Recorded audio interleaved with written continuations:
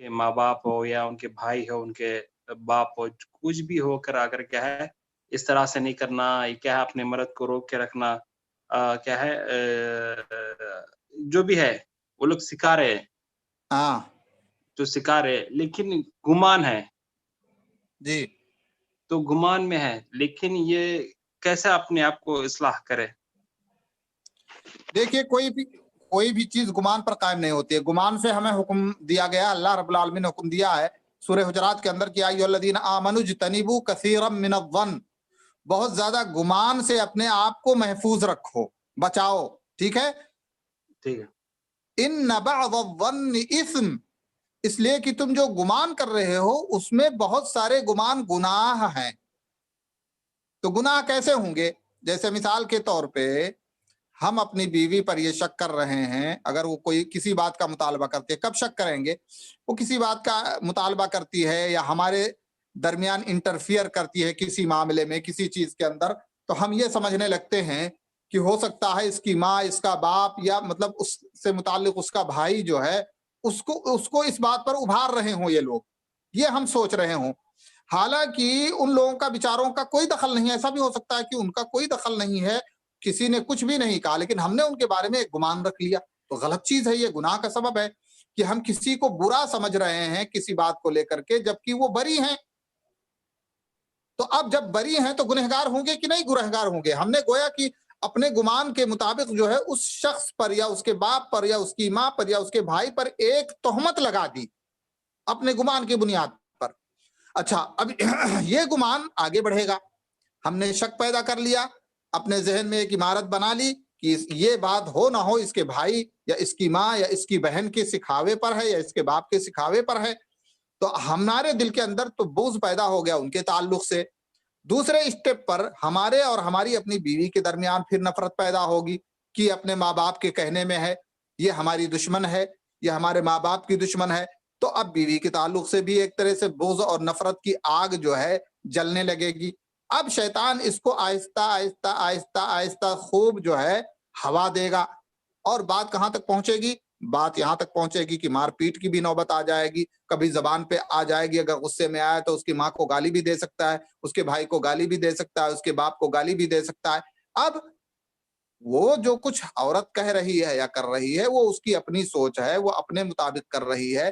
अब अगर उसके माँ बाप को गाली देगा बंदा या बुरा भला कहेगा, तो मजीद उसके दिल के अंदर नफरत और ज्यादा मजबूत हो जाएगी और उसको और मजीद तकलीफ होगी। हो सकता है वो घर जाकर के कहे कि भाई ये मेरा शौहर तुम्हारे बारे में ये बातें कर रहा है और ऐसी ऐसी बातें। क्यों?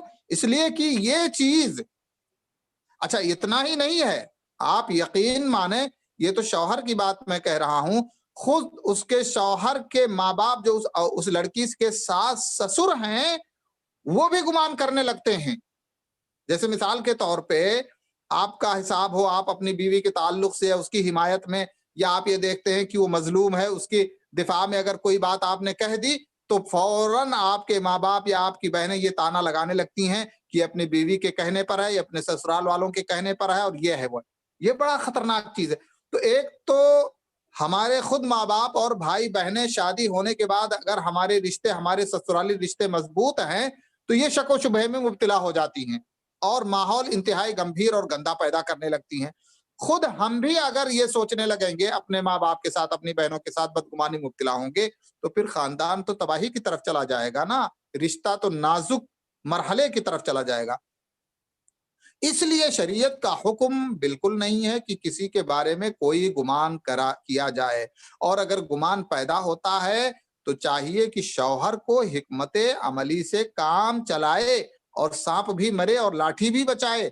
रिश्ते को भी कायम रखना है, और बदगुमानी जो हमारे दरमियान एक बुरा माहौल पैदा करना चाहती है, उस मैं कहता हूं सचमुच हो, मैं कहता हूं कि सचमुच हो कि उसकी माँ सिखा रही है, उसके बाप सिखा रहे हैं और वो उस हिसाब से कर रही है, तो हमारी अपनी जिम्मेदारी है ना कि हम जो गैर शरई चीज है या जो वाकई इंटरफियर है, हम उस बीवी की बात ना माने, उस बीवी को समझाएं कि भाई देख, ये मेरी माँ है, ये मेरा बाप है, ये मेरी बहन है, ये मेरा भाई है, इनके हुकूक है मेरे ऊपर, मैं तेरे हुकूक अदा कर रहा हूं। तुझे क्या चाहिए? खाना चाहिए, कपड़ा चाहिए, मकान चाहिए, वो तुझे मिल रहा है। अब आगे मुझे क्या करना है तू मुझे रास्ता नहीं दिखलाएगी, मुझे उस सिलसिले में देखना है क्या बेहतर है क्या नहीं है। اپنی حکمت عملی سے اس کو سمجھائے اور اس کو صحیح لائن پر لانے کی کوشش کرے، لیکن بدگمانی میں ہرگز نہ جائے کہ وہ یہ سکھا رہے ہیں، ٹھیک ہے سکھا ہی رہے ہیں، لیکن ہم اپنی حکمت عملی سے جو ہے اپنا قدم بڑھائیں، اپنی حکمت عملی سے کام بنائیں.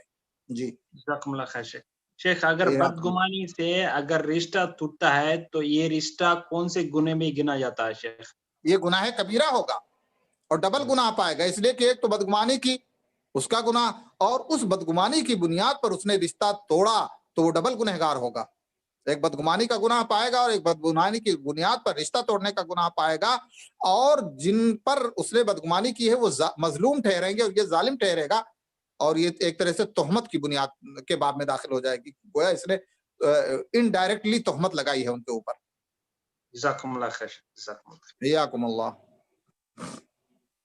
شیخ سوال یہ ہے شیخ، عام طور پہ دیکھا جاتا ہے معاشرے میں پرایوں سے تعلق اچھے رہتے ہیں لیکن رشتے داروں سے